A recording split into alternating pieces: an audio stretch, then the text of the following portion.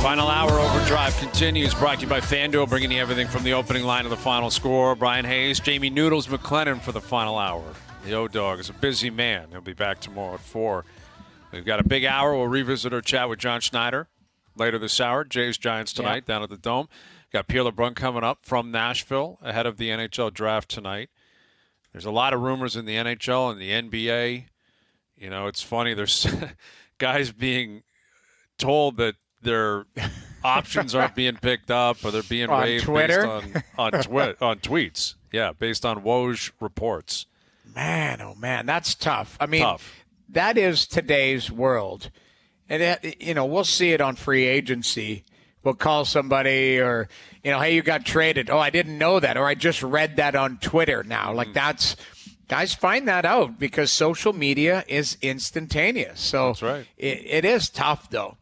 Like, it is tough where you're reading about yourself on Twitter and you don't know. Like, that's That is really tough. Yeah, you would think an organization would want to get to you or tell the agent and the agent can call you. Instead, you're reading it from an insider. And Woj isn't trying to do any damage. He's just floating it out there saying, this is, doing my job. Yeah, social media is wild. And I find, especially in the NBA, you see LeBron posting on Instagram last night. Oh, yeah. Where I think it was ESPN is putting out a mock draft for the 2024 draft. All right? Yeah. The NBA's 2023 draft took place less than a week ago. So now they're mocking the 2024, which is that's what happens in the content world, right? It happens all the time. The look ahead, early look ahead. But it's completely meaningless. There's no reason to believe it's going to actually happen that way. But I think it was ESPN had Bronny James going 17th overall to Atlanta. As if you're supposed to know that Atlanta's going to have the 17th pick next year. Yeah, exactly. And LeBron snaps the pic of it and posts, guess we'll be seeing you in Atlanta. Like, what are you doing, man? LeBron James, one of the greatest players of all time, one of the most famous athletes in history, is posting on Instagram stories about a mock draft as if it's going to be real, and when it is real, we'll be down there. We'll it's almost like he's trying to will this into existence, right? Yeah. And it was like, I do think everything LeBron does is calculated. Sometimes it feels like it's completely flippant. Like he's just sitting there with his feet up. He's like, screw it, man, I'm going to tweet this out or post on Instagram. But, the reports have been out there that wherever his kid plays, that's where he wants to play. And I wonder if that's kind of a wink, wink, nudge, nudge. Like, let's make sure that happens. Whoever wants to get Bronny, that means LeBron and the crew are going to be down there a lot. Oh, for Maybe sure. even playing down there. He is. He's going to play with his son. That should be a Jerry's percentage. That's 100% for me. I think he's going to play with his son. His kid's got to make it, though, first. Well, that's what I was just going to say. Is this kid any good? Like, obviously, I haven't laid eyes on him, so he's probably very good based on the bloodlines and his dad teaching him. So, but yeah, like if he's going to be that high of a pick, I guarantee you LeBron's going to show up. But everything with LeBron is a distraction.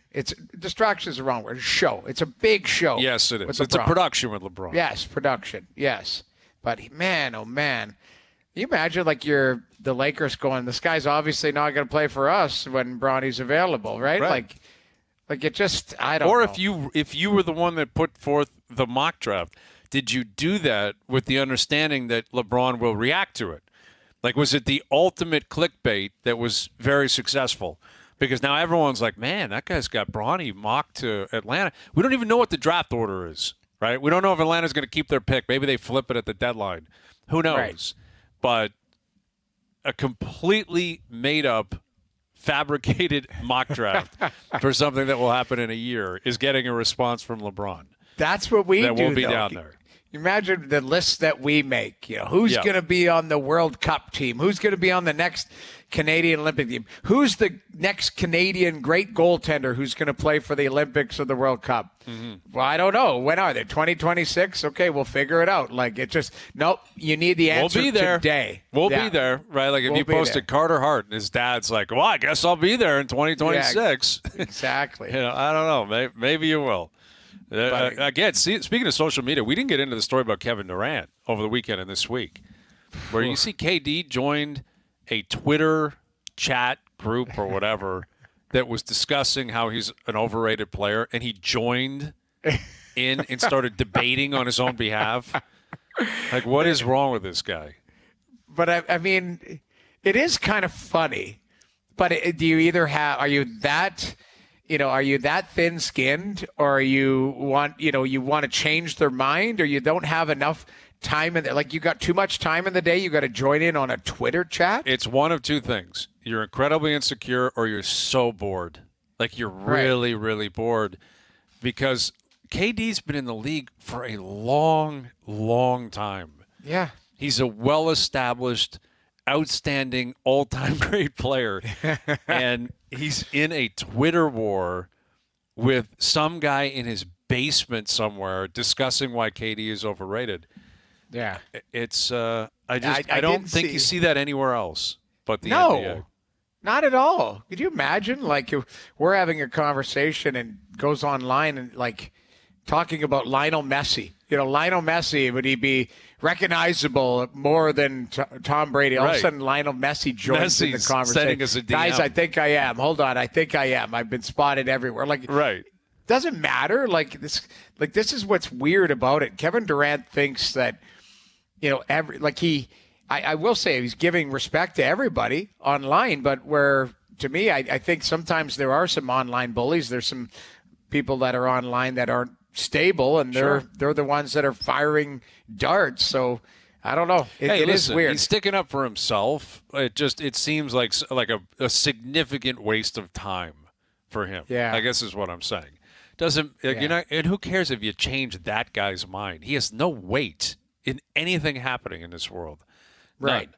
And there's KD getting in fights online. Well, chances are that he'll respond to somebody and they'll go, I was just joking. Love you, KD. You're my favorite. Like, that's what it is. More than likely, that'll be the response. Yeah, more than likely, that's what would happen. Pierre LeBrun coming up here in a moment. So the Leafs have made a couple of their own signings today. David Kampf gets 4 years at $2.4 million per. Pontus Holmberg is back. And, the draft tonight, they have 3 picks. They picked 28th. At some point, you got to replenish the cupboards here, right, Noodles? Like, they got to, for sure. I wouldn't be shocked if they moved back and tried to acquire multiple picks. But, bringing back Kampf and kind of being over a barrel to do it, re-signing Holmberg, which I like the deal. It's 2 years at $800,000. That's fine. It's the minimum. But that's an AHL deal for me. Yeah, effectively an AHL deal. You need young guys to come up and push for jobs. Like, you have to alleviate some of the pressure. Let's head down to Nashville. Here's our TSN hockey insider, Pierre LeBrun. What's going on down there, Pierre? Any buzz on the draft floor? Is Brad Treliving in disguise somewhere or what? We're actually up in the suite. We just finished another SportsCenter hit. Okay. Rashog and Dregs and CJ and I, and now I'm in the washroom of this suite, so I can get a little more silence because it's pretty loud out there. And then after I get off the phone with you guys, I have an RDS live hit, and then I go back down to the lower bowl to do another SportsCenter hit with the boys. Okay. So we're having lots of fun. All right, sounds great. So if there's an automated flush, it's an automated flush, right? Yeah, that's what he's saying. Just want to clarify that right now, Pierre. I didn't even think. Watch yourself. You got to watch yourself. No, that's clean. That's okay. Clean toilet. All right. All good. Today the Leafs, they sign a couple of their own guys. I don't know how much that shows up on your radar in terms of all the other big movement happening league-wide.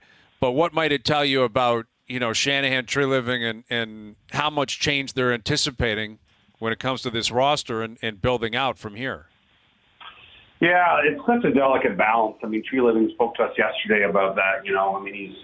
He's got so many different things he's looking at, and he needs to get answers from the big boys really within the next week or two. And in particular, I think his focus really is on Nylander, and because I think I reported this a couple of nights ago, but he's having to take calls from teams on Nylander while very much only wanting to sign him to an extension. But the thing is, I think he's put the warning shots out there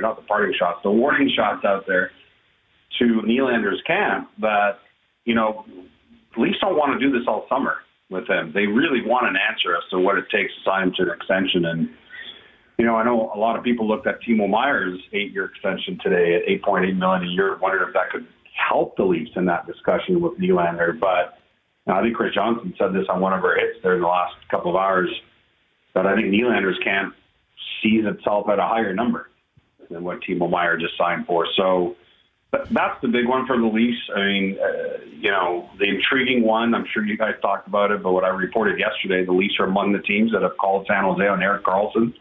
I don't know how they can make that work, but it's an absolute fact that they've talked to the Sharks about him. So let's keep an eye on that. Carolina and Seattle, also among the teams that I know have talked to San Jose about Erik Karlsson.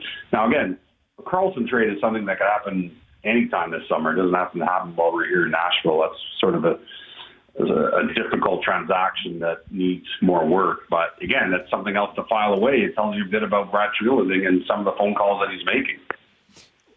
Pierre, do you get the sense that there are some managers that are looking to, swing for the fences and shoot home runs type of thing, or, hit home runs based on, some of the chatter that's going around? I know you've been tweeting about, the 4th overall pick potentially being in play or teams wanting that. It seems like there's a lot of moving and shaking right now. Maybe is it more than usual or about the same at this time? Yeah, I don't think the 4th pick is really in play. I'm just pointing out, I just did in a tweet here when I came on. I was finishing the tweet and talking to Brian. I was multitasking.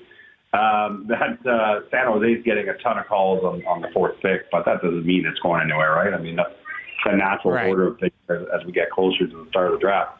To answer your question, the GM, and he's not even officially the GM until Saturday, but Barry Trotz is the one trying to hit a home run. He really, really, really, really wants to move up to 4 or 5 tonight to put on a bit of a show for the home crowd here and get a higher pick. And, we'll see whether he can get that done. We've spent a lot of time over the years talking about these top 5 picks and teams calling in the last couple of hours, and then we get to the draft and none of those picks move. So we don't want to be careful not to oversell it, but that's certainly what Barry Trotz is trying to do right now. Well, there's been a couple of deals already this week and a couple of players that are being linked to different spots, including it sounds like Milan Lucic could end up back in Boston, Pierre. And if that's the case, I think that's going to happen. Okay. That feels like a perfect fit. Yeah, and I actually interviewed Lucci, I think 2 weeks ago for a piece I wrote in The Athletic, and he was really excited about a reset. He was carrying that contract around in Edmonton and Calgary as a bit of an anchor. He's not looking for anyone to go bad for him. He made a lot of money, but he's just saying that when you're having to wake up every day and know that you're working your butt off and live up to that contract, he was excited to go to market here and just sign something reasonable and feels he still can help a team with the way he plays the game, and I agree with him. And again, he can't sign till Saturday, but his agent, Jerry Johansson, was actually given permission by the Flames to start speaking with teams a couple of weeks ago to get ahead of July 1st. So obviously there have been talks with Boston, and all signs point to him ending up there on Saturday, which is a neat story for sure. Yeah, they will love that in Boston. They will love Lucic returning. And, they're a team that possibly is in some flux here. You look at the Eastern Conference, you look at Tampa, they had to unload Ross Colton today. We were talking to Ray last hour, Pierre, like a lot of what is noticeable here and what continues to be consistent is the flat cap and just a complete lack of flexibility. And, players getting flipped for nothing. Like I saw you guys talking about it last night, like good long-term pros getting flipped for nothing, even with teams retaining money. Yeah, it really is. I think we've got to take a minute to absorb all of it, Brian, and that's why I was trying to talk about it yesterday, because it's been happening every year since the pandemic because of the flat cap, but it feels like this summer it's exacerbated by the fact that it's year 3 of this environment, right? And to see Ryan Johansson and Taylor Hall and Kevin Hayes all move for nothing is unbelievable. These are good hockey players. And that's just the reality of the system right now. It is. I talked to a GM this morning who just could not believe how difficult it is for him to try and move a contract. And that's the life that these guys are in for another year. But I also want to warn everyone, yeah, the cap's going up next summer, perhaps by as much as $4 to $5 million. That's still really just a good player. Like it's not like next summer it will be a huge sigh of relief. Yeah, it's going to be better, but it's not that much. I mean, it's still going to be an issue, I think, for a lot of teams are at the cap. And, Tampa hated having to trade Ross Colton today. And they did it in an effort to try and take one last swing at keeping pending UFA veteran Alex Killorn. But I just don't know if they can meet Killorn's number. I mean, this is Killorn's last chance at making money. And he's actually the top scoring goal scorer on the UFA market, which shows you that he's still a really good player. It also tells you that it's not a great UFA year. But I just don't know if they'll be able to keep him. They're certainly trying. There were more talks here today. But boy, if Tampa, every year it's someone, right? Every year they lose someone. Last year it's Palat. This year it could be Colton, and we'll see about Killorn. Man, I know they got a great core, but that's hard to keep losing players like that every summer and stay at the top of the heap. Yeah, agreed. You mentioned Nashville and Barry Trotz wanting to make a splash. Is there a team that you're kind of circling that you're saying, I think that's a team that's going to be incredibly active? Carolina's always in the middle of everything, and they're one of the teams in on Erik Karlsson. They essentially have a verbal agreement on Tony DeAngelo. The league kind of got involved in that, but they still want to make that DeAngelo deal with Philadelphia. They don't know if they can sign Pesce yet, and if they can, what do they do with him? There's a lot of moving parts in Carolina because, again, they've been knocking at the door for a few years here, and they want to keep making moves to get closer to trying to win a cup. So I would say, if you ask me a team that could be a wild card in all this over the next 10 days, I think they're one of them. With Pierre LeBrun, our TSN hockey insider. So the two Canadian teams that I would suggest have gotten the most attention, probably Winnipeg and Calgary, because of the reports about what could be happening. And, Winnipeg made a big deal yesterday with Pierre-Luc Dubois. Flames made a big deal moving on for Tyler Toffoli. Does the dust settle now for a bit with those teams, or should we be bracing for more activity at any moment? Well, there's definitely more coming from Calgary for sure, and to some degree Winnipeg. Winnipeg could be a little more delayed. So Calgary, listen, Noah Hannafin told them he's not signing. Calgary is really engaged with a number of teams here to see what's the best trade for Noah Hannafin. It doesn't necessarily mean enough to happen this week, but he's just not a guy they're going to let walk out for free in a year. As I just mentioned on SportsCenter, the Florida Panthers are among the teams that have called and showed interest. And I guess they just want to get all the Calgary Flames in Florida. I guess that's part of the. Why not? I don't know. And Anthony Duclair would be part of that conversation. But I think Calgary could have stronger options out there. It's a pretty robust market for Noah Hannafin, I think. Elias Lindholm is the key player in all this. And I know as of yesterday, there really just wasn't a clear answer as far as signing or not signing. I think it's more been like, let's keep the channel of communication open and see what this team looks like. So kind of a non-answer right now for Lindholm, which could lead to either eventually signing this summer or maybe a trade. So kind of not clear on that front. And that's tough on the Flames because he's a heck of a player. So that's certainly there. And Backlund's kind of taken a similar approach to Lindholm, where he's not saying get me out of here, but he's saying I'm not ready to sign either. So, that puts Calgary absolutely in the frying pan right now. I'd say with the Jets, a bit of relief after doing the Dubois deal, which was a pretty good return actually for, having a guy ask for a trade. I will tell you that I don't think it's a very strong market right now for Mark Scheifele. Which kind of surprises me. Really good player, but I don't think there's a whole lot there right now for Winnipeg.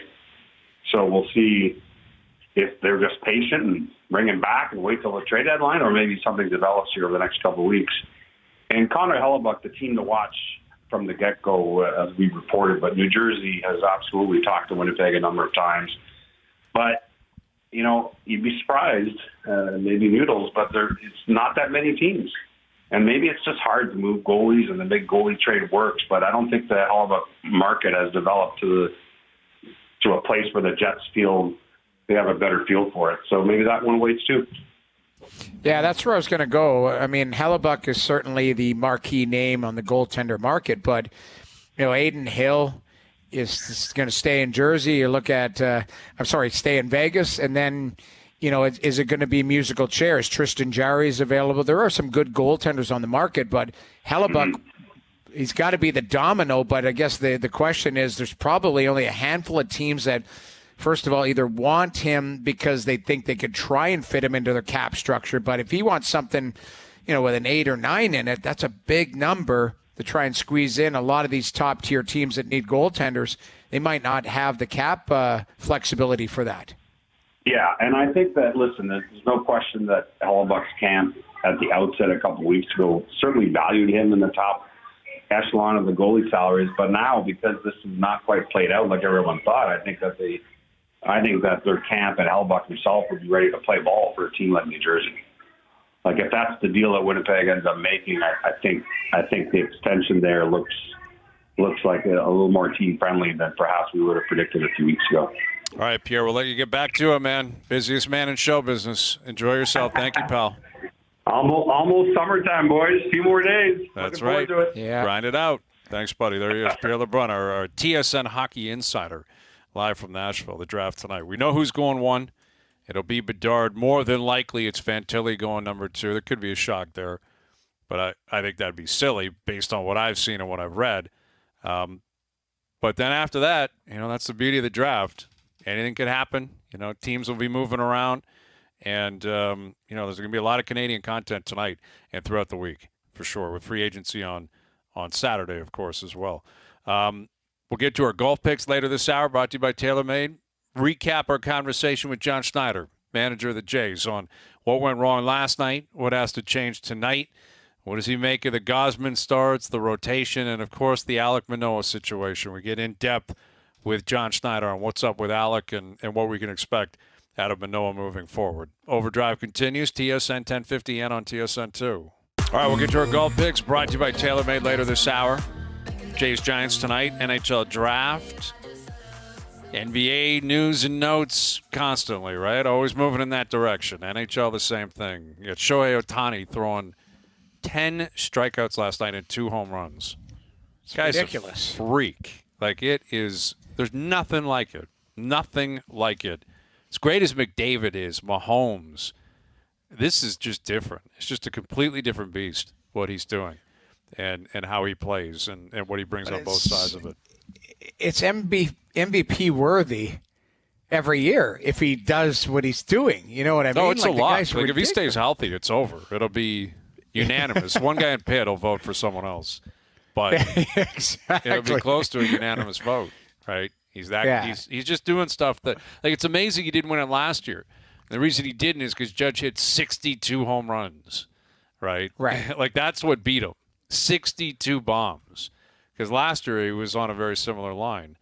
Just incredible with Ohtani. So, Jays Giants tonight down at the Dome. We caught up with John Schneider earlier. We asked him about Ohtani, asked him about Manoah, got into a number of things with him. But I figure we begin with somewhat of an update, make him our correspondent down at the Dome, because Tuesday nights it's basically about hot dogs, right? That's what it is. How many hot dogs are being sold? How many are being eaten? And it's gluttonous. There's a lot of gluttony on a Tuesday night. So what does it feel like a crime scene the next day down at the Dome? Here's what John Schneider had to say about that. Yeah, everyone seems a little full, It's always nice to see that counter go pretty high. Schneider's Hot Dogs, got to have a shameless plug there. Always exciting to see those. Yeah, it gets a lot of buzz online, man. The amount of people that are just destroying hot dogs down at the Rogers Center every Tuesday night. But, hey, listen, it is what it is. It's a pretty good promotion. And last night they saw Kevin Gosman have an outing, but, the bats weren't alive. You guys struck out 17 times. I've seen the last 7 series. You guys are 1-6 in the series opener. When you look back on last night, what was the issue at the plate for you guys? Yeah, funky looks from San Fran. We kind of knew that going in with an opener and a bulk guy and funky relievers. Just didn't cash in with runners in scoring position. We had a chance early in the first, and then, another chance in the 7th inning. And, the key thing is, we're getting ourselves in those situations. We got to just, cash those into runs and, confident that'll turn here. In your first season as the skip, are you surprised at the amount of what's up with this questions at this point in the season? Like, what's up with the bats? What's up with this particular pitcher? There seems to be quite a few of those questions coming your way. Are you kind of a little bit surprised by that? I mean, yes and no. It's part of the gig, and totally get it. You can look at, I wish more people said what's up with Kevin Gausman and why is he so good, but it kind of comes with the territory. There's going to be ups and there's going to be downs, and we're about halfway through, and I think that we can all sit here and say that we haven't really had all engines firing at the same time, whether it be on the mound or in the box. So. Love our team and the guys and the talent that we have here, and confident that it'll kind of turn to the point to where we're all pulling in the same direction at the same time. But it's part of the deal, and guys are going to go through ups and downs over the course of the year. Absolutely. And if you had maybe one thing you'd like to point to that you'd like the group to turn around or maybe be a little bit better at, is there something in mind as far as whether it's consistency or defense or better at the plate? Is there one thing that you would circle and say that's going to get our group on the right path? Well, I think over the course of the year, we've been pretty consistent both on the mound and defensively. I think what you look at is, we've had some really good performances offensively. I think Bo's been one of the most consistent hitters all year. I think that you look at 1 to 9 and we're as dangerous as anyone. And I think it's just getting a consistent approach from all those guys at the same time for a sustainable amount of time. You put that together with, I think when you're kind of grinding to score some runs, you tend to be a little bit too aggressive on the bases. And I think just kind of keeping those outs on the bases at a minimum and allowing the offense to kind of get rolling a little bit. I think those two things, if we can keep the pitching where it is and keep the defense where it is, we'll be in good shape. With John Schneider, manager of the Jays, and you've been on the job for just under a year. And when you came up here, you came up with a bit of a different attitude and a little bit of a different philosophy in terms of taking over for the team last year for Charlie. And then you got to spring training this year, and it felt like it was a very different message. And I don't think it was only from you. It felt like the front office applied it as well by shipping some guys out and bringing in guys like Kiermaier and Belt and Varsho, et cetera. And you pointed to fundamentals. You pointed to big boy baseball. Do you sense that message has gotten across through 80 games? I think it has, yeah, for sure. And I think that we still haven't been, as complete as we hope to be in all of those areas.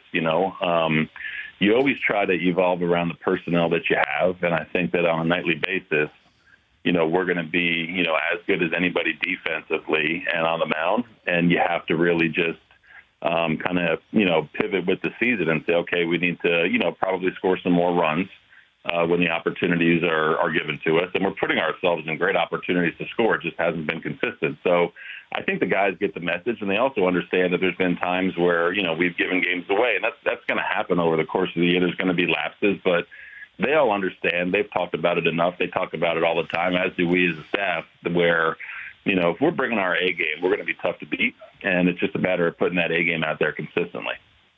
Where are you at with Vladdy's game as far as, defensively is outstanding and offensively? Do you think there's a little bit more there for him? Yeah, no doubt. I think, the last probably week or so, you're starting to see him, scratch the surface a little bit. Again, it's, Vladdy's expectations, or I think the world's expectations of Vladdy are pretty damn high.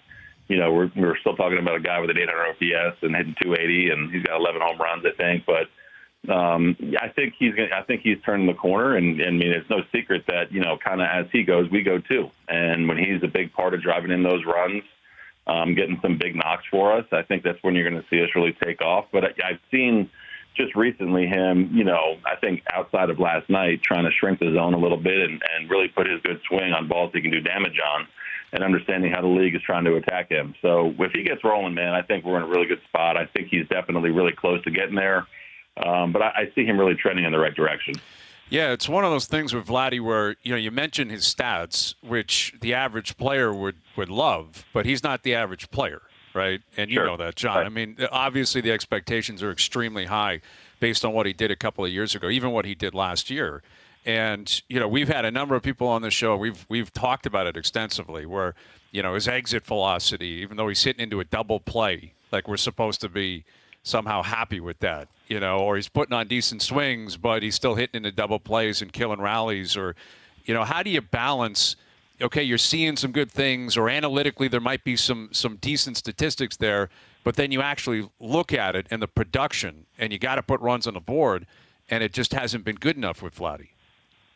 Yeah, I think that, you can look at all the underlying numbers and, over time, there's just too much evidence that says, okay, this will even out and kind of come back to normal a little bit.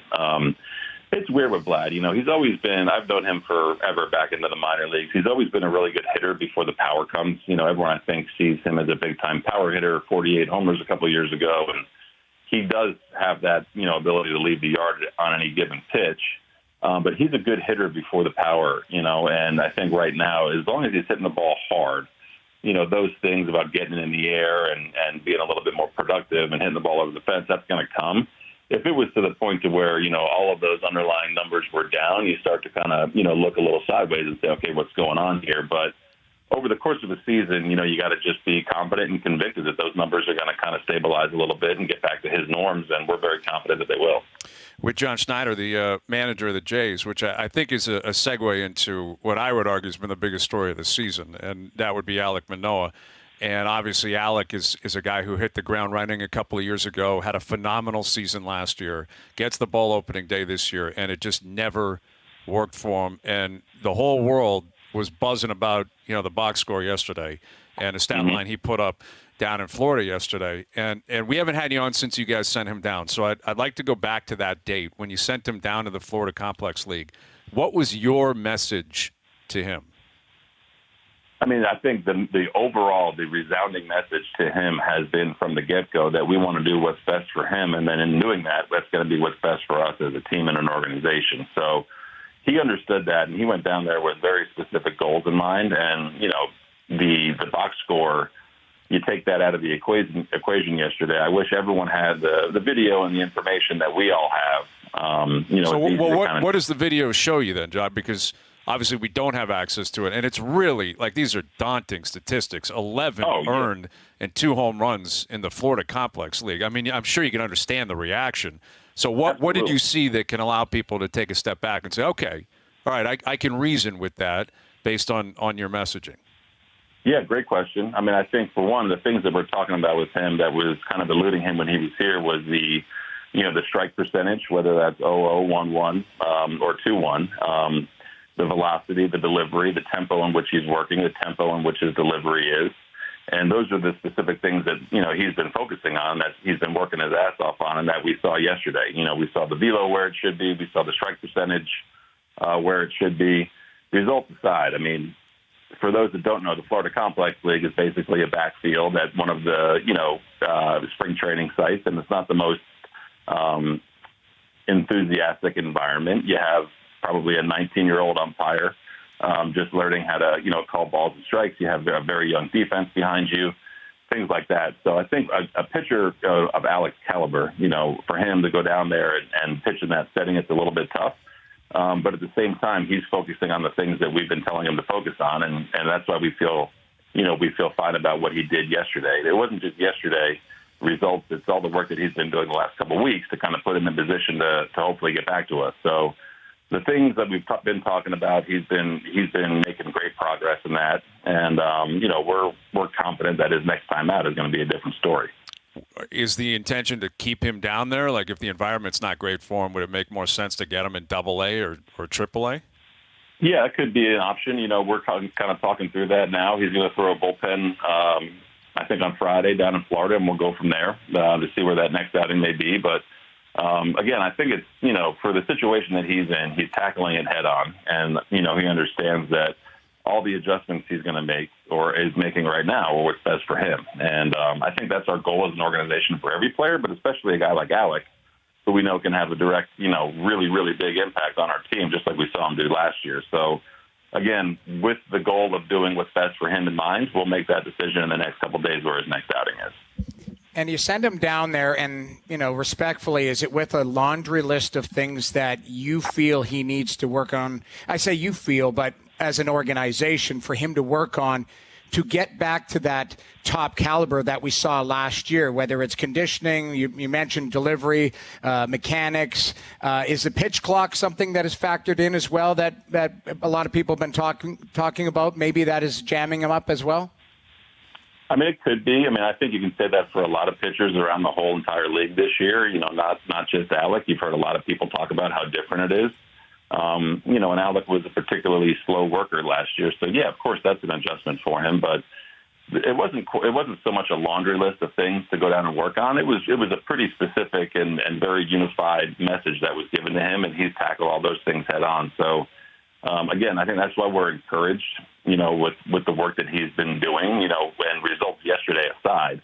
We think that, he's in a better spot than where he was, when he left us, and hopefully continues to make progress. How much of the issue with Alec, based on what you saw maybe in the spring and throughout his starts this year with the big club, how much of it is derived from conditioning? I don't think so. I think with anything, pitching starts and ends with mechanics. And it's just like a hitter. When your mechanics are solid, when they're sound, it allows you to kind of make adjustments in game. When your mechanics are a little bit off and your delivery and your tempo is a little bit different, you're going to have trouble throwing strikes, just like a hitter would have trouble making hard contact. So it's almost, going back to what we're talking about with Vlad, if something was off in terms of exit velo, you kind of go, okay, let's make sure that all the mechanical things are right. With Alec, I think it was just, kind of comparing his delivery to where it was last year and the year before to where it was this year, and realizing that there were some differences and trying to attack those, while he's been down in Florida.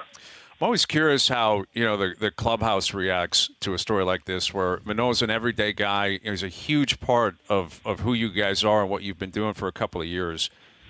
How have the players responded? Do the players want to keep up to date on that, or are they just so busy with the day-to-day grind and the bigs that that's not really a possibility? No, it's the exact opposite, especially the starters. They're in constant touch with him. I think it's great that Hyun-Jin Ryu and Chad Green are down there with him every day. Some familiar faces for him to kind of bounce some things off of. But the guys, they're still in touch with them. They understand he's a big part of what we're doing and what we want to do, and a big personality in this clubhouse as well. So, as much as we do have, staff too. I mean, I can't say enough about the communication of Pete Walker and myself, Alec. Pete more so than me. But I think just these guys don't lose touch with him, because he is such a big part of what we're going to be doing. Not this year, but going forward. And, as busy as they are, they're making time to, check in on him as well. Has there been any asks from the fellas about the home run jacket or something like that to return? I thought it went away and it maybe was a one-off throughout the league. Now it's gotten to the point, it's full like helmets with horns on them and full get-ups. Like, are the boys saying, like, we started this, let's maybe circle back on it, or have they just let it slide? No, again, that was all the players, to where they decided that, the jacket had kind of run its course, and if the players come up with something different, I'm all for it. I'm all for having fun. I've always said there's a fine line between fun and silly, and there's probably nothing sillier than putting on a jacket or a helmet or a cape when you're down by 5 or 6 runs because you ran into a homer. Agreed. So, again, it's up. That's the players' deal. It's up to them if they want to bring something new in. But at the same time, we're trying to celebrate more than just home runs. We're trying to celebrate, good defensive plays, quality outings, and good at-bats, right? So whatever the players come up with, I'm all for. Well, yeah, I think that would go a long way in terms of what you guys are driving towards. You're well above 500. You're only a half game out of the wild card spot. Like, in terms of the tone around the team and even within the clubhouse, like the fact that the Rays have run off the start that they've started with, it's kind of similar to what the Yankees did a year ago. Yeah. I'm curious where where the focus is at in terms of the standings at the end of June. Like, how do you guys approach? You still got a lot of ball games left to be played here.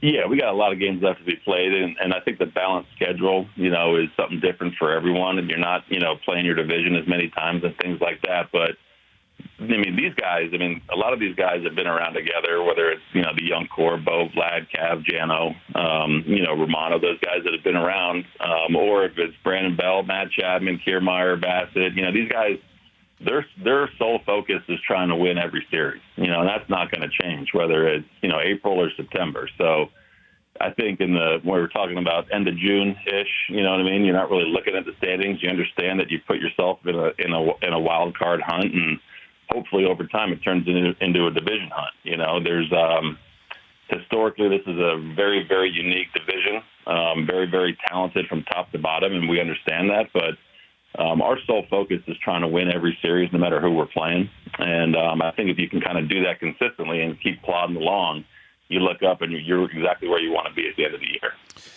This isn't a story that would be happening with your club, but it's a massive story league-wide that I know you're aware of. Shohei Ohtani struck out 10 guys last night and hit 2 home runs. Yeah, he's doing okay. He's doing all right. And I'm just curious, as a baseball fan and purist yourself, John, and is that something where you can show up at the park and you're sitting there saying, can you believe this guy? What? He's not normal. He's not a human being. It can't be. Yeah, seeing him, up close, you have a really good appreciation of what he does every day. The fact that he pitches and hits and he's hitting the next day, people don't understand the physical, tax that is a starting pitcher and how you feel the next day in terms of recovery. And the fact that he's doing it at the same time and then going out and hitting the next day and the next day, it's something that this game hasn't seen in quite a long time, if ever. His skill set is very unique when it comes to power, when it comes to pitching, when it comes to running. Like I said, you see him up close and you kind of go, okay, that's different than everyone else in the league. So as a baseball fan, you appreciate it. You have to kind of give a lot of credit to what he's doing. And at the same time, hopefully he's not doing it against you when you're playing. You know what I mean? So it's, but as a baseball fan, man, I don't think anyone in a really long time has seen anyone do what he's doing right now. No, it's wild, man. It really is. Giants tonight down at the Ryder Center. The Jays coming off a 3-0 loss last night. They're 43-37. Got a lot of ball games ahead of you, so the best of luck, down the road. I'm sure we'll do this again real soon, John, and we always appreciate you taking time for us. You bet, guys. Thank you very much. I appreciate it. All right, there it is. John Schneider, manager of the Jays, right? Only a half game out of a wild card spot. And sure, there's some things flaring up, but Ross Atkins speaking today as well. And, the starting rotation is something they might have to address between now and the end of next month. If Manoah isn't an option, if Hyunjin Ryu does not return from Tommy John. They got Chad Green down there, who they're hoping to possibly add to their bullpen at some point. But listen, this is a team. You got to get hits. You got to produce some runs. You got to get big hits and big moments. That was the situation last night. Plus, you added, though, knock on wood, that pitching staff's been healthy. Very healthy. You get an injury there. Now all of a sudden you're in one with Manoah's situation and Ryu as well. So absolutely, hopefully everyone stays healthy and you can get on a roll. Yep, it won't be easy tonight. Logan Webb on the mound for the Giants, and the Giants are they've won, I think, 10 in a row on the road. They're like 17-2 or 15-2 in the last 17 on the road. Whew. They're monsters right now. Like this Giants team, they are playing extremely well, and it will not be an easy test for the Jays tonight. We'll come back with our PGA picks brought to you by TaylorMade. We'll do that next. All right, Noodles. Video is starting to circulate of Brad Treliving being escorted off the draft floor. Right? Gotta go. Yeah, I guess he was there, as they all assembled. Made sure he had his seat with the Leafs. Yeah. Probably a couple of stop-in chats, and now that we're getting closer to go time, he has to leave. He's got to walk out. Man, oh, man, it's that's so tough. ridiculous that he can't be there. It's so ridiculous that Brad Treliving has to wait until after the Flames pick at 16. Yeah, anyway, it is. The Leafs That's have hilarious. the 28th pick tonight. A lot of Canadian content tonight. All right, here we go. The OverDrive PGA picks are brought to you by TaylorMade Golf and the TP5 and TP5X golf balls. Noodles, you're going to step in here, and you can't possibly do worse than the other guy. So I feel good about your chances of picking a winner here. You got the first pick. Go ahead. All What do right. you like this week at the Rocket Mortgage? I'm going to go with Ricky Fowler. Wow, Rick Fowler. That is O's boy. That's why it kind of was like, okay, I heard O talk about him, so I'm going to go with Ricky Fowler. I don't know if I left somebody better on the table, No, but listen, he's been I red feel pretty hot. good about that. He's been red hot. He is in every tournament. He's going off at plus 1,400 in FanDuel. He's right there with JT and Finau. I'm going to take Finau. Finau loves tracks like this where you can get to 28 under, 30 under, weaker fields. He did it last year. He does it at the 3M in Minneapolis. I like Finau. Right. I'll take Tony Finau. All right. Do I dare take JT? I think you have to. I mean, that's the next guy who's sitting at the top. He had a great week last week. I know, but is he?